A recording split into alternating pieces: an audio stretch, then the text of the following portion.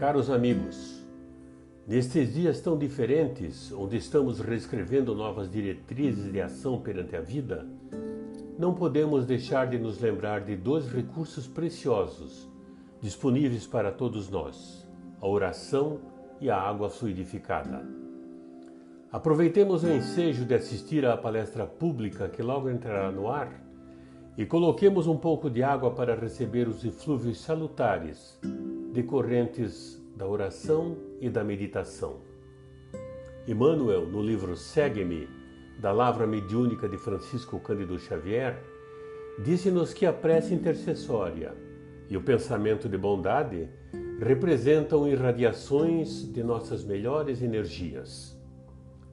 A criatura que ora ou medita exterioriza poderosas forças que, ao influenciarem uma taça singela de linfa potável, condensam princípios salutares que aliviam e sustentam, ajudam e curam.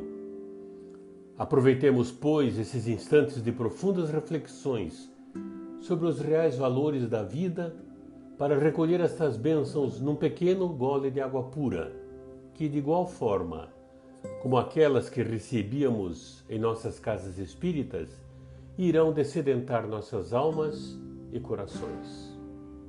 Muita paz. Sociedade Espírita Renovação.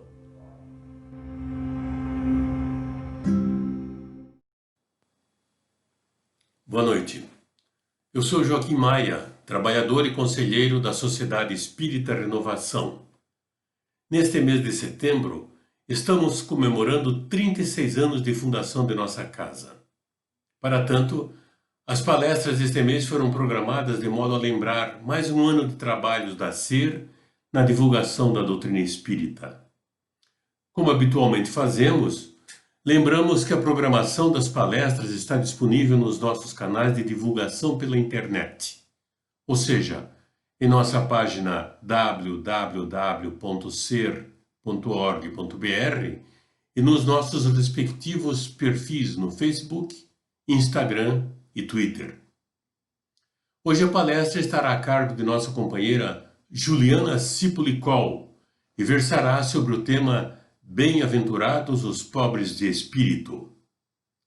A palestrante Juliana Cipulicol é vinculada ao Centro Espírita Caminho do Evangelho, em São José dos Pinhais, onde atua como expositora.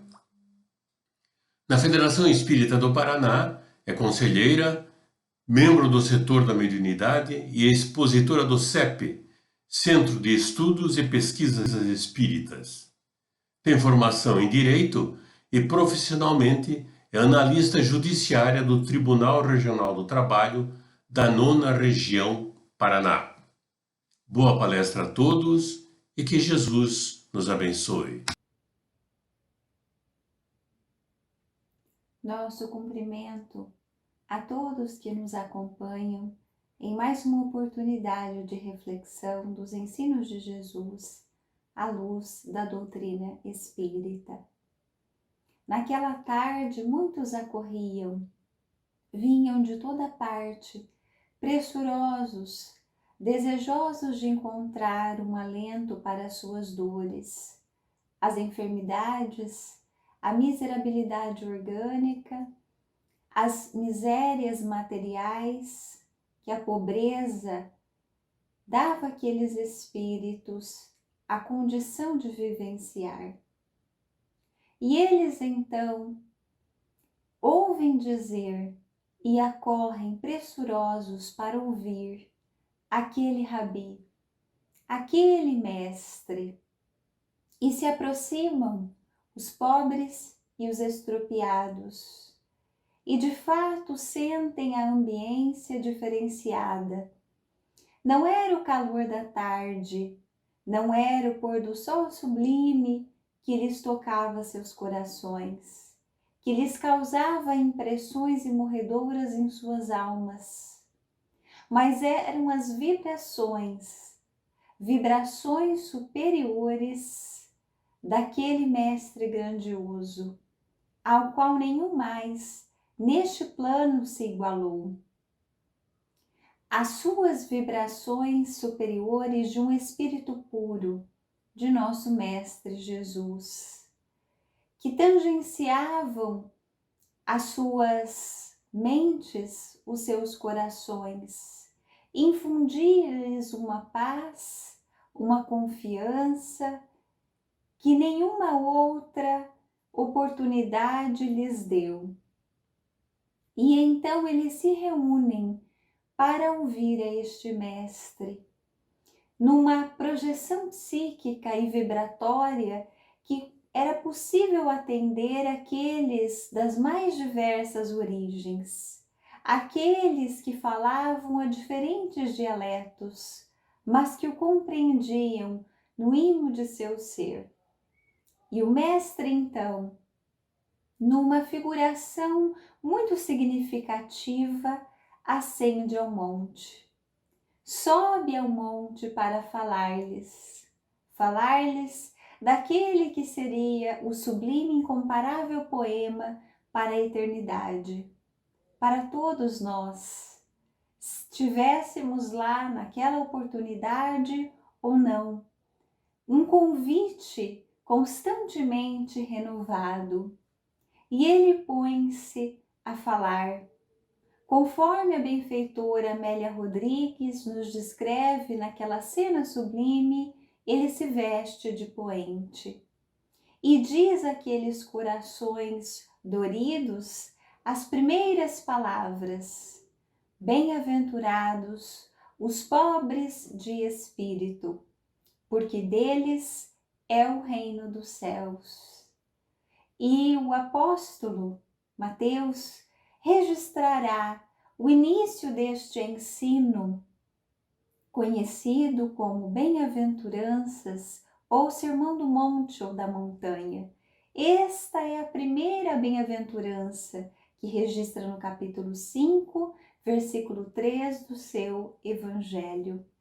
E poderíamos refletir por que o Mestre inicia por bem-aventurados os pobres de espírito. O que é que desejava nosso Senhor dizer com esta afirmação? Pobres de espírito. É certo que ali havia os deserdados do mundo. Aqueles que muito sofriam eram os que estavam ali disponíveis para ouvi-lo, como enfermos que precisam de remédio e acorrem quando têm acesso a esta substância curativa para suas dores intensas do corpo e do espírito. Mas ele próprio sabia que nem todos o compreenderiam, e por isso também anunciou que ele rogaria a seu Pai, e Deus nosso Pai iria mandar um outro Consolador, que ficaria eternamente conosco e que restabeleceria todas as coisas, especialmente porque não estivessem sendo cumpridas, estivessem sendo ignoradas, desconsideradas na vivência de cada um. E é então que ele nos exortará de volta em O Evangelho segundo o Espiritismo. Na apresentação desta obra, inicialmente falará que a doutrina espírita são as vozes dos céus, que vêm então esclarecer os seus ensinos, detalhar-lhes e mostrar a sua aplicação prática nas nossas vidas. Senhor Allan Kardec, ao apresentar esta obra sublime, o Evangelho de Jesus, não mais com o colorido das parábolas, com as figurações necessárias para o entendimento daqueles que ouviam pessoalmente ao Mestre, mas agora desvelados, descortinados por espíritos sublimes, superiores, coordenados por Jesus, que vem então nos esclarecer, nos explicar o que o Mestre quis dizer com cada uma das suas palavras. E reservará então o codificador da doutrina espírita o capítulo 7º de O Evangelho segundo o Espiritismo para um aprofundado ensino ou um estudo deste ensino da lei divina. E este capítulo, intitulado Bem-aventurados os Espíritos, é aquele com o qual o Senhor Allan Kardec nos demonstrará exatamente aquela que é a virtude sublime para todos nós, a humildade. E ele então nos esclarecerá o que exatamente Jesus pretendia dizer com a expressão pobres de espírito. Naturalmente que não poderia ser uma apologia à ignorância. Ele que já houvera dito: e conhecereis a verdade, e ela vos libertará. De fato, quando pensamos nas contribuições da ciência material, e especialmente nestes dias que vivenciamos uma circunstância desafiadora da pandemia, vemos os benefícios do empenho da ciência material na busca de terapêuticas e de prevenções através das pesquisas em busca de vacinas que possam conservar o nosso organismo ante a premência de um contágio de um vírus que, se em um se mostra ameno, em outro se mostra letal. E então ele não poderia estar dizendo que nós não devamos nos instruir, que não devamos nos orientar e nos esclarecer a partir dos ensinos que estão hoje disponíveis para o nosso conhecimento. Não era isso que ele queria dizer, que permanecêssemos ignorantes, atolimados. Mas exatamente como pobre de espírito eram entendidos aqueles que davam ouvidos aos seus ensinos, como se fossem desvalidos da inteligência, tolos, acreditando numa verdade, numa realidade que em verdade não era da competência da ciência material provar. Então, porque acreditavam numa vida espiritual, porque acreditavam em palavras cujas aplicações não se poderia vislumbrar de maneira imediata, eram considerados tolos. Mas ele dirá que esses espíritos fortes, aqueles que entendiam que a ideia de Deus era para os ignorantes, para aqueles que não tinham a competência de amplos raciocínios intelectualizados, a estes ele chamará espírito forte, que em verdade pode estar tanto na envergadura de um homem e de uma mulher intelectualizados, quanto de alguém que em verdade não teve acesso à educação de longo alcance. Uma pessoa que efetivamente ignore no sentido de desconhecer a ciência material e que ainda assim poderá mostrar-se como espírito forte, o que demonstra que esse qualificativo nada tem a ver com o conhecimento amealhado por um indivíduo, mas com a sua postura de orgulho ou de humildade.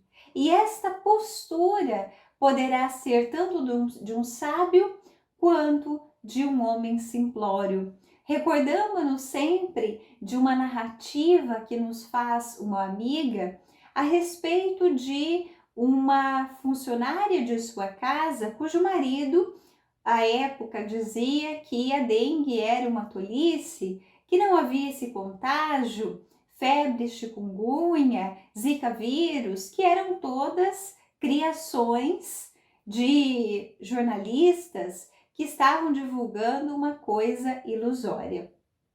E ele então, residindo na cidade de Curitiba, com clima mais ameno, não propício para a proliferação do mosquito transmissor dessa doença, naturalmente que não tinha um conhecimento in loco, fático, de pessoas próximas que fossem tomadas por esta enfermidade.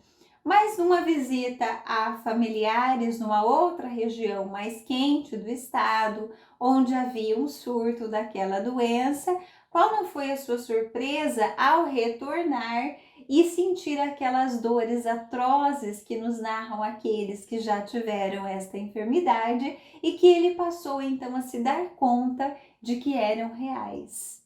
Então, notamos que ele não era exatamente alguém com conhecimentos intelectuais, mas era um espírito forte, resistente, atrelado às suas verdades, às suas concepções, às suas crenças, ainda que não fossem aquelas compatíveis com a verdade. No mesmo sentido, quando advieram as mesas girantes, os raps, as batidas, quando os espíritos passaram a anunciar de forma ostensiva e universal a sua presença, para que acordássemos do letargo e nos dessemos conta de nossa própria condição de espíritos imortais, para que nós nos dessemos conta da transitoriedade da vida física e de nossa imortalidade.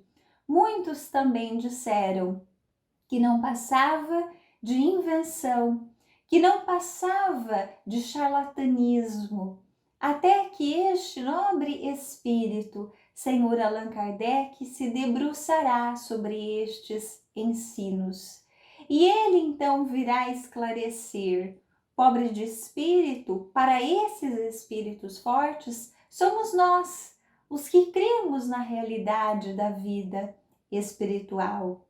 São aqueles principalmente a quem Jesus falava desde a sua presença física na Terra e que até hoje estão convidados pela sua mensagem educativa, para que nós possamos dar o valor adequado às coisas e às pessoas, para que nós estejamos conscientes dos limites que temos. Dirá neste capítulo 7º, o espírito Ferdinando, um espírito protetor, que nenhum de nós tem motivos para de fato nos envaidecer. Quando ele trata da missão do homem inteligente na Terra, ele dirá que por mais portentoso que seja o conhecimento de um indivíduo, este conhecimento é muito restrito aos limites que o nosso nível evolutivo no planeta Terra nos permitem, e que há esferas espirituais de ordem muito mais elevada. E ainda que sejamos muito sábios numa área de saber, de conhecimento, nós não detemos todo o conhecimento que o nível evolutivo da Terra já comporta. E ele ainda refletirá: haverá ainda motivos para nos envaidecermos quando provavelmente, possivelmente, tenhamos nascido numa família, numa circunstância socioeconômica que nos tenha favorecido o desenvolvimento das aptidões do intelecto. E a pergunta, então, que ele nos faz é: enquanto criaturas, seres criados por Deus, a rigor, este atributo que nos caracteriza como espíritos, a inteligência, não terá sido também ele dado pelo Criador, que é a inteligência suprema, a causa primária de todas as coisas? Mas muitos de nós, porque não temos a condição de entender o Criador, aqueles espíritos fortes simplesmente negarão.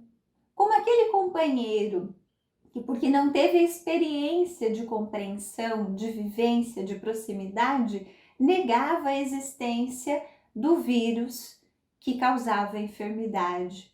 Mas neste momento em que nos vemos premidos por uma circunstância desafiadora, perguntamos-nos se nós temos efetivamente o pleno poder, ou se nossas potências, ainda que sejam muito significativas, não estão submetidas a uma causalidade imanente, às leis do Criador.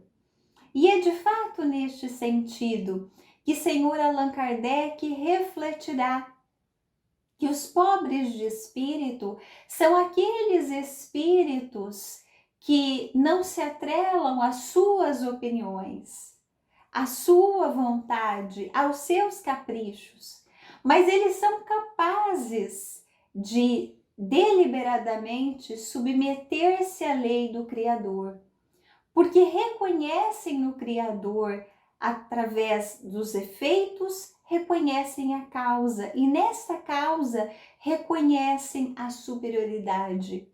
E então, por um ato mesmo de inteligência, em vez de resistirem, de irem de encontro, vão ao encontro da lei de Deus. Através de sacrifícios, muitas vezes intensos, porque para o orgulhoso, despojar-se deste vício, que fala crer ser um ser superior, que faz com que ele entenda que os outros são inferiores a ele.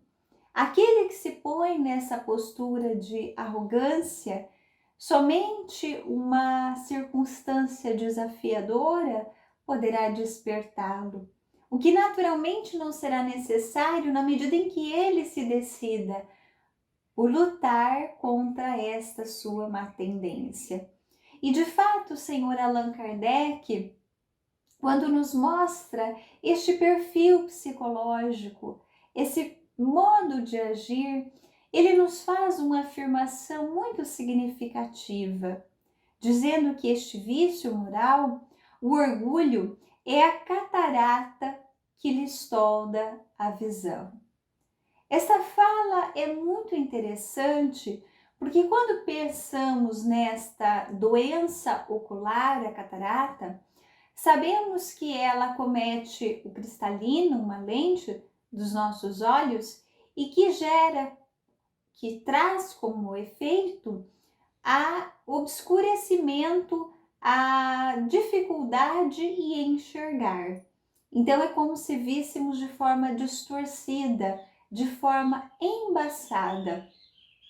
E para a solução deste problema orgânico, nós podemos recorrer aos métodos cirúrgicos, junto com os profissionais oftalmologistas.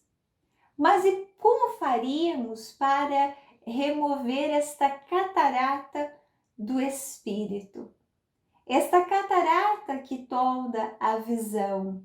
É muito curioso que o orgulhoso é aquele indivíduo que ele não se dá conta de que não vê.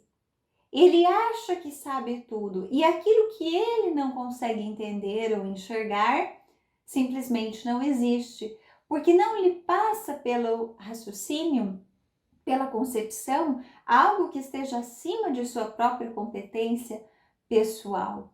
E ele sofre muito por isso. Ele sofre porque ele está sempre atormentado.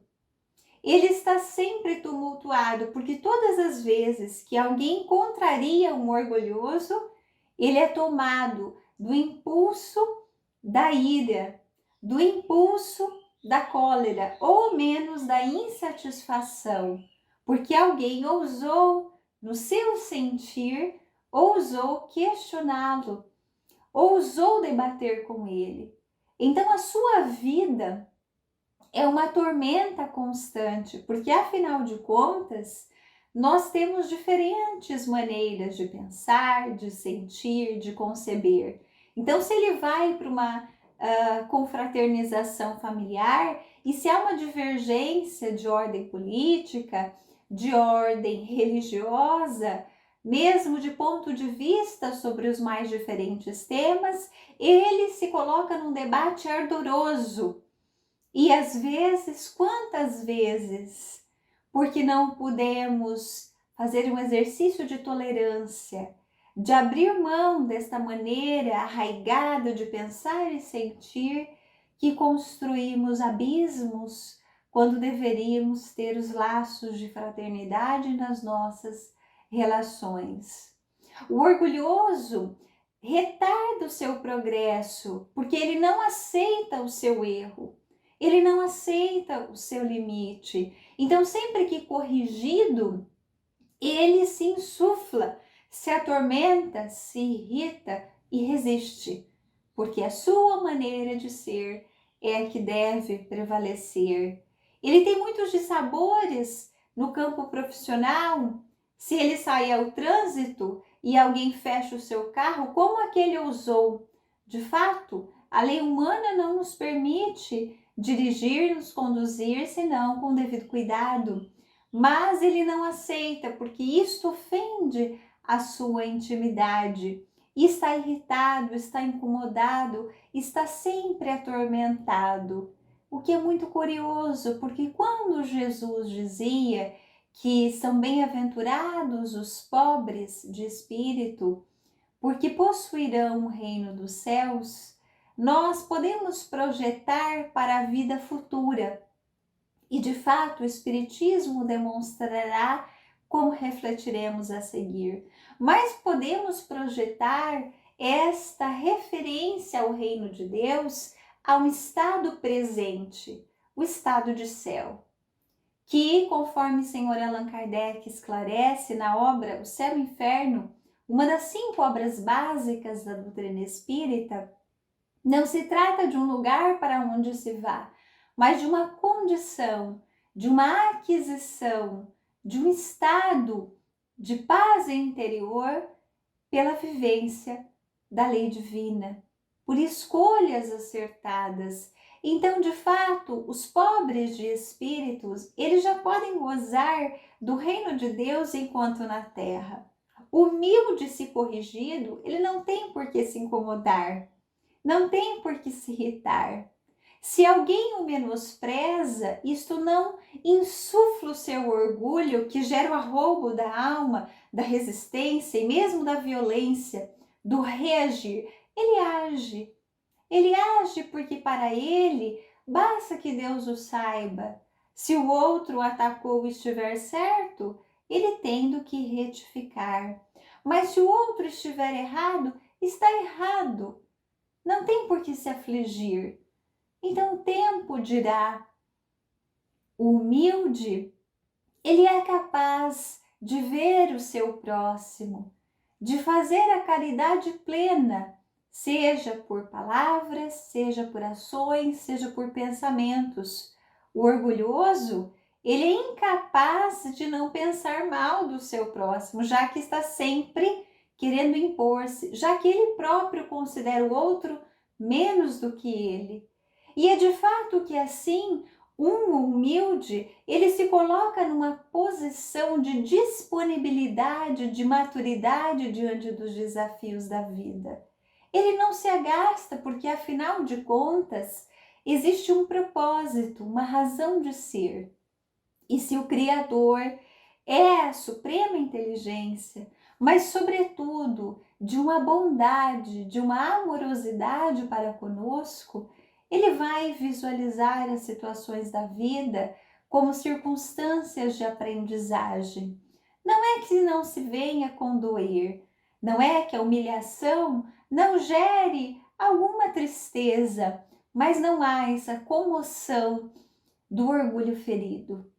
E lembramos-nos então de alguém que efetivamente deu o exemplo dessas duas experiências e que conseguiu demonstrar que é possível que nós superemos o estágio, a condição de espírito forte para nos acharmos na condição de pobres de espírito.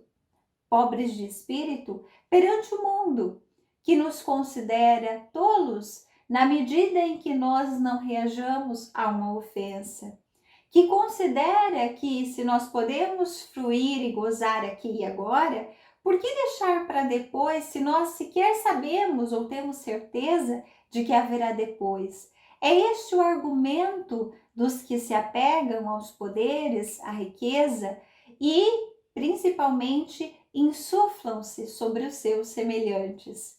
Estes que deixam para depois, estes que não reagem, são tolos, são pobres de espírito em seu sentir.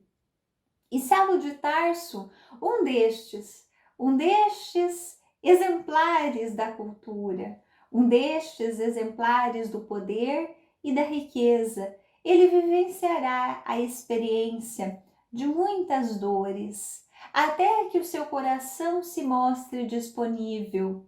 Ele que perseguira a um espírito superior, a um espírito que se colocara na condição de instrumento de Deus a serviço do Cristo, estamos falando de Estevão. Ele, Saulo, que olhava para Estevão e tinha uma atitude como que numa descrição muito peculiar que o Espírito Emmanuel nos faz, com colorido, com detalhamento, com lirismo e com uma profundidade doutrinária imperdíveis na obra Paulo e Estevão, nos dirá que Saulo era um homem de muitas potências, mas que de fato este vício, o orgulho, era o seu calcanhar de Aquiles.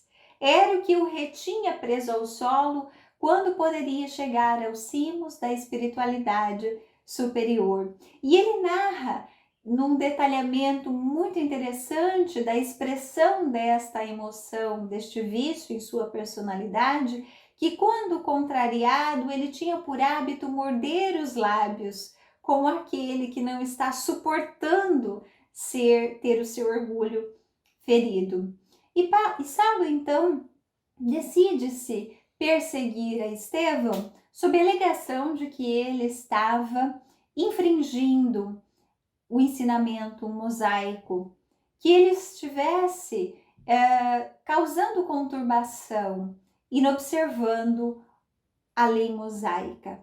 Mas, em verdade, o que nos narra o Espírito Emmanuel, agora da dimensão espiritual da vida, mostrando-nos, então, aspectos espirituais dos fatos narrados, ele nos indicará que, em verdade, muito embora de fato Saulo de Tarso fosse um fiel defensor da lei mosaica, o que mais o incomodava não era exatamente o argumento que inclusive embasa a sua tese que levará então à lapidação, ou seja, a morte de Estevão às pedras, por meio de pedradas. Ele narra que o motivo era este, que ele descumpria a lei mosaica, mas no seu íntimo, o que de fato incomodava Saulo é que ele encontra em Estevão um homem com o mesmo nível de intelectualidade dele, Saulo, quando os demais não se lhe igualavam. Ele era hors concours. E de repente ali, alguém que está numa condição dele. E isto então lhe insufla. Mas mais do que isso, ele se dá conta de que Estevão tinha um atributo que ele não tinha. Ele enxergava na postura, no olhar de Estevão, uma serenidade de alma que ele, Saulo, nunca encontrou na lei mosaica. Não é que Estevão não a tivesse encontrado nesta mesma lei, porque muitos espíritos acolheram o convite de Deus nosso Pai na primeira revelação. Assumiram para si o compromisso de transformação moral através dos ensinos que estão em o Velho Testamento e particularmente por meio da revelação da lei divina no Decálogo que Moisés, um grande médium, recebe dos emissários superiores. Então muitos poderiam ter se libertado desse vício destruidor, desta catarata do espírito, através da primeira revelação. Mas muitos resistiram, e Saulo foi um deles. Até que numa circunstância de uma sequência de dores, todas elas decorrentes das suas resistências morais, ele se verá premido pela ausência física de sua noiva amada. Ele que deixara de se dirigir a ela e falar com ela por meses, porque se viu ofendido no seu orgulho, um espírito forte.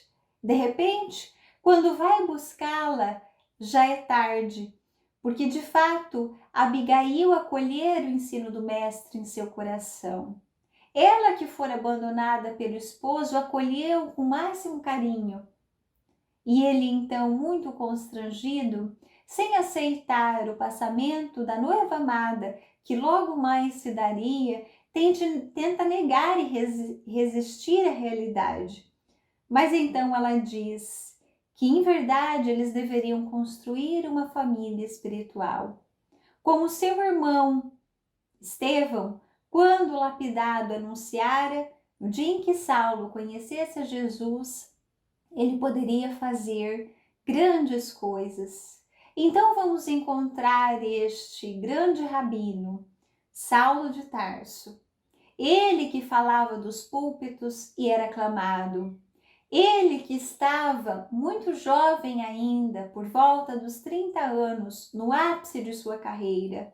Ele que detinha o poder, de repente, vê que os seus sonhos de juventude se desvanecem.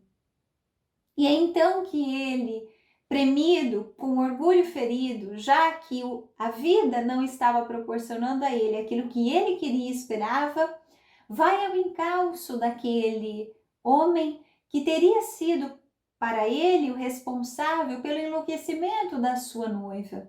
Como assim aceder ao convite de um filho de carpinteiro? Quem é este homem que coloca em questionamento a lei mosaica? Era um desconhecimento do mestre, porque afinal de contas, ele dissera que não viera modificar, destruir a lei mosaica, mas sim dar-lhe aplicação, resumindo-a na lei de amor.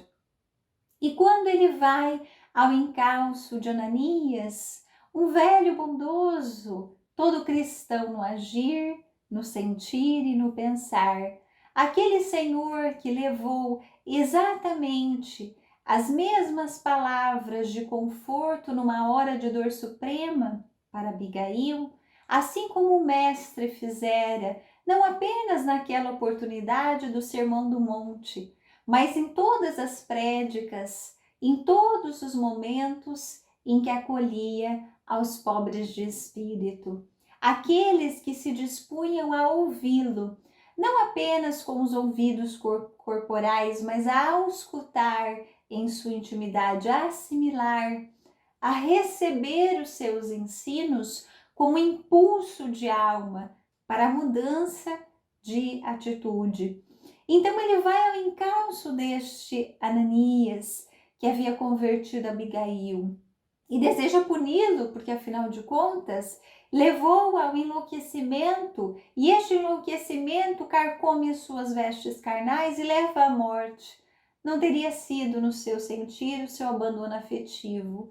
As dores intensas que esta jovem sofrera ao experimentar a orfandade, ao verificar, testemunhar que o noivo havia mandado matar o seu irmão e a tudo resistir com muita pureza, amando-o apesar dos desmandos dele.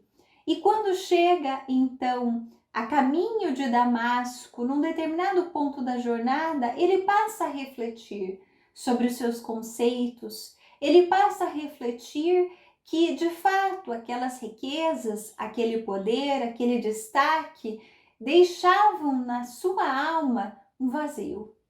Aquela serenidade tão admirada, ele não estava a alcançar. E então, como que tomado por um aturdimento, ele se depara com uma luz intensa, fulgurante, e pergunta: quem sois vós, Senhor? E então o mestre lhe diz que é Jesus. Ele então, naquele primeiro ato de luta, reconhecendo a superioridade incomparável daquele espírito, ele cai. Ele cai do cavalo que o conduzia. Cai de joelhos em prantos convulsivos. Em verdade, ele que era o vaso escolhido estava premido pelo vício que lhe competia naquela existência missionária superar o orgulho. E é então que, reconhecendo o mestre, que na verdade, no fundo, ele também já amava, ele se põe a chorar convulsivamente. Então, o mestre, quando ele pergunta que fazer, lhe sugere que vá, que entre na cidade. Mas agora ele estava enceguecido. Aquela luminosidade causou-lhe um frêmito de alma e ele estava enceguecido, nada mais enxergava. É conduzido pelos companheiros para que entrasse na cidade de Damasco.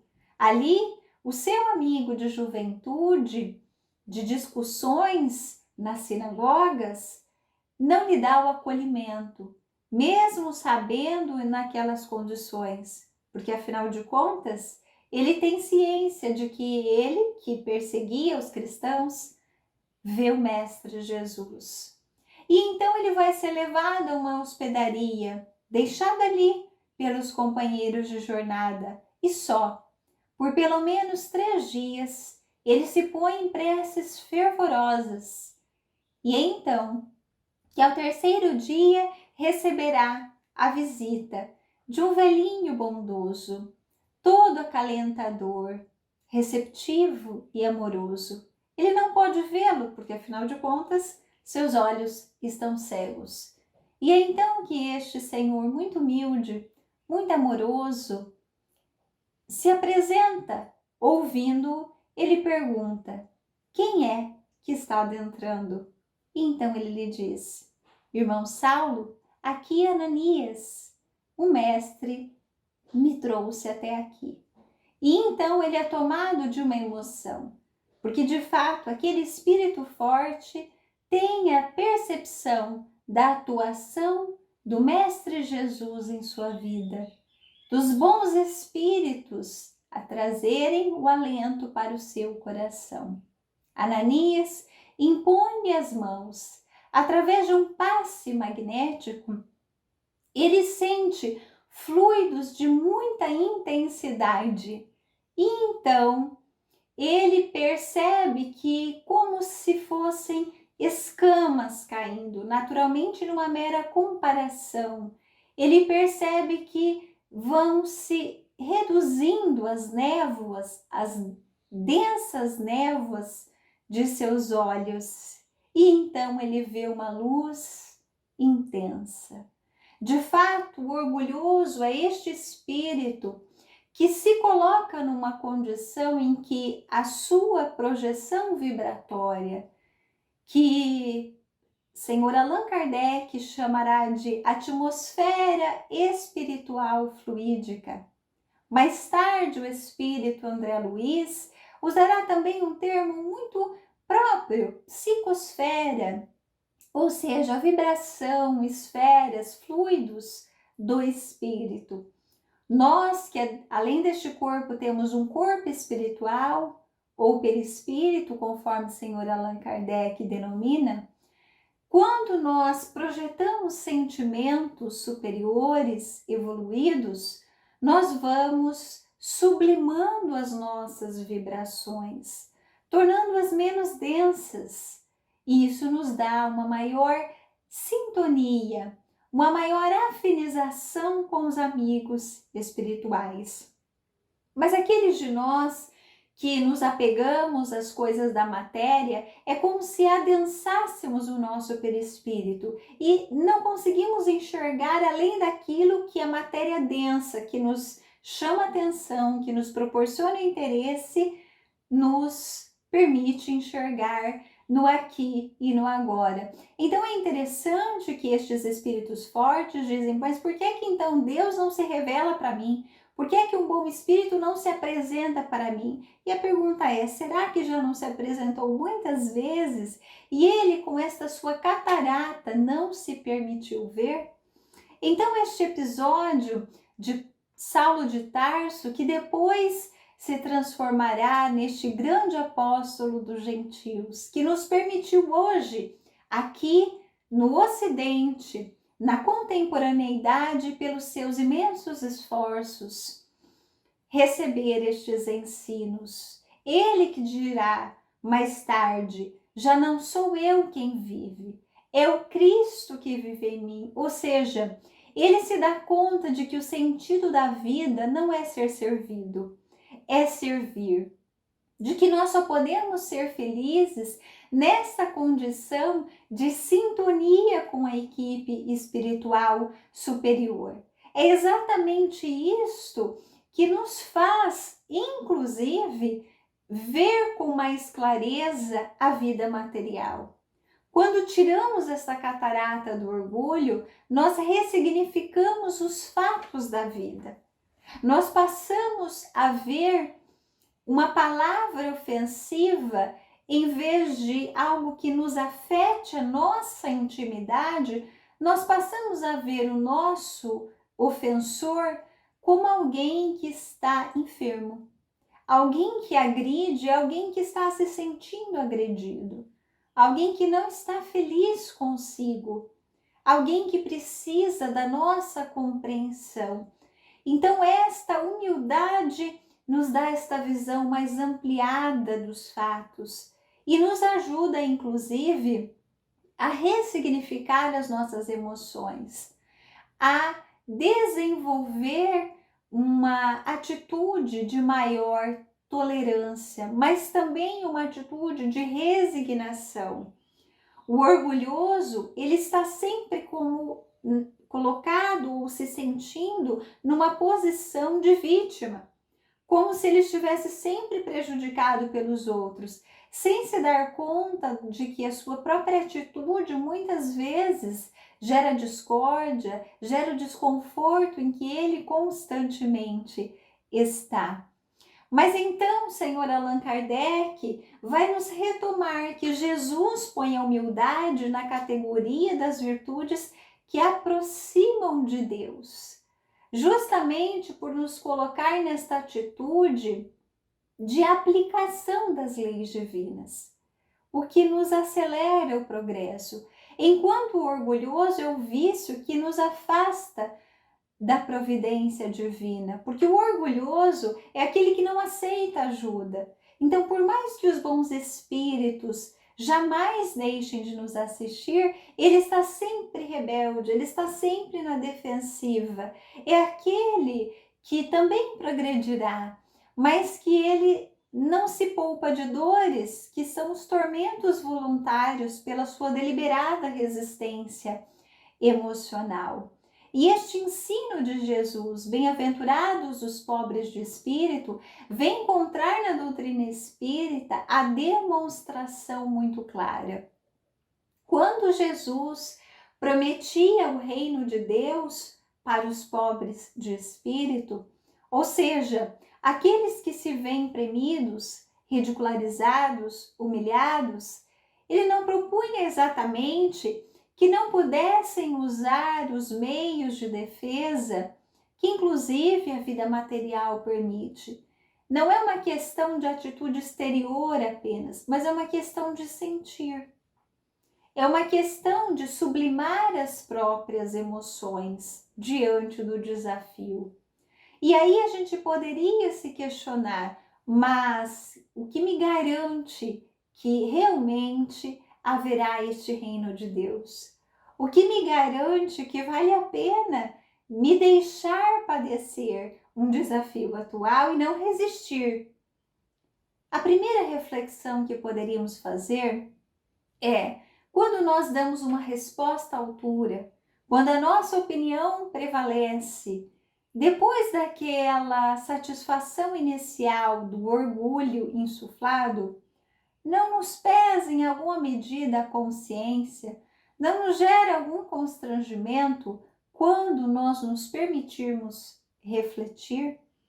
É fato que alguns de nós não nos permitimos refletir, porque neste momento a nossa consciência, onde está a lei divina, nos chamaria à ordem, nos exigiria que estivéssemos atentos à nossa maneira de agir e de reagir, que investigássemos exatamente o móvel das nossas ações.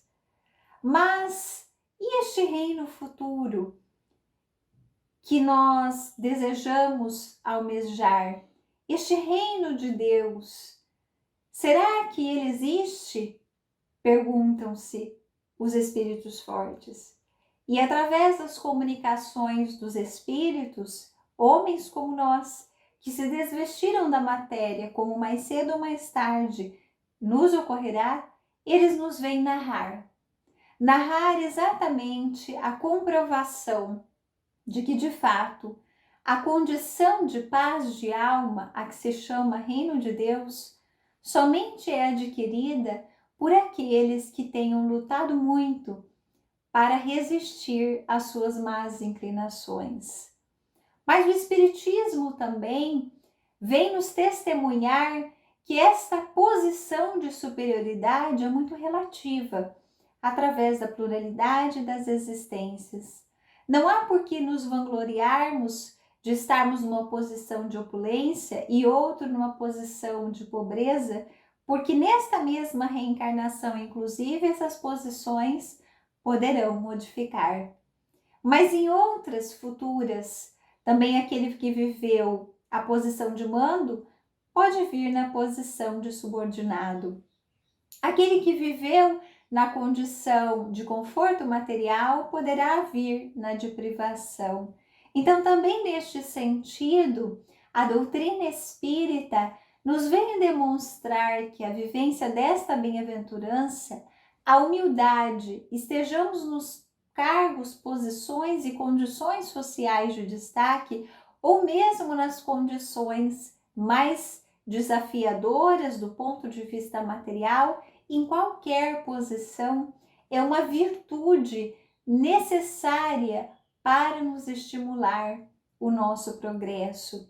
De fato, este é um momento de transição do nosso planeta.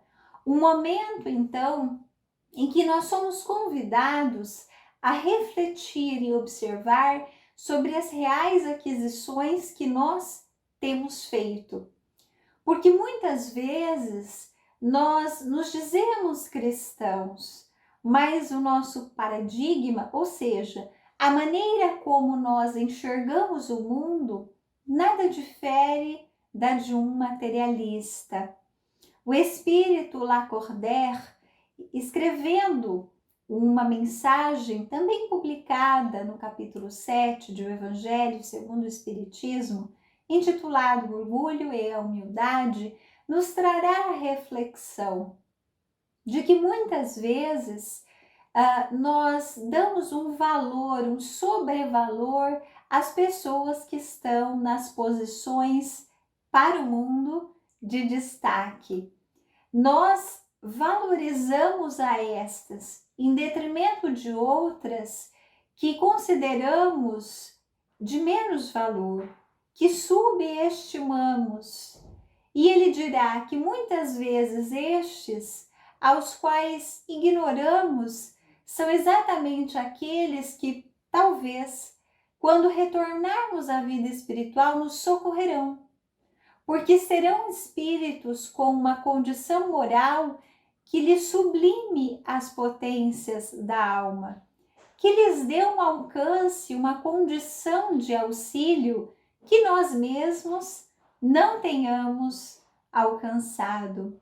Então, esta exortação de Lacordaire, quando nos pergunta se o Cristo voltasse hoje, nós poderíamos reconhecê-lo ou nós faríamos como outrora fizeram aqueles que o receberam, que poderíamos ser nós mesmos, que o desprezáramos, que embora o tivéssemos recebido com aplausos, logo depois conduzimos-lo ao suplício. Nós daríamos a tribuna para que Jesus, que não teve naquele momento títulos acadêmicos, mas era o mais sábio e o mais superior que já esteve na terra, falasse. Se ele nos convidasse a uma reflexão, nós aceitaríamos na intimidade de nossas almas? E então, o espírito Lacordaire nos faz um convite. Sem humildade, apenas vos adornais de virtudes que não possuís, como se trouxesseis um vestuário para ocultar as deformidades do vosso corpo. A catarata, aquela dos olhos, basta que nós façamos a cirurgia para retirar. Mas este orgulho, que é a catarata de nossa alma, que com seu irmão siamês, pai e filho numa condição imbricada, o egoísmo, são aquilo que o Senhor Allan Kardec registra na obra a partir do ensino dos espíritos, vermes roedores. Efetivamente, esse trabalho cirúrgico, depurador, um dos mecanismos a providência já nos deu, a reencarnação. Os exercícios, as provas da vida que nos colocam em circunstâncias de aprendizagem. Mas este processo de construir as virtudes, de nos liberar dessas máculas, teremos de fazer como fez Paulo de Tarso. É um processo muito próprio, muito individual. É certo que os bons espíritos nos auxiliarão e devemos mesmo orar muito, principalmente nesses dias em que os convites nos têm trazido muita distração. Orar para estarmos despertos, mas é preciso que nós definamos. Nós não podemos nos manter imaginando que descobramos que estamos com uma enfermidade. Imaginemos um câncer no corpo, então temos o diagnóstico e vamos em busca do tratamento. Este também é um câncer, que nos mata aos poucos, que nos perturba muito, que nos dificulta intensamente.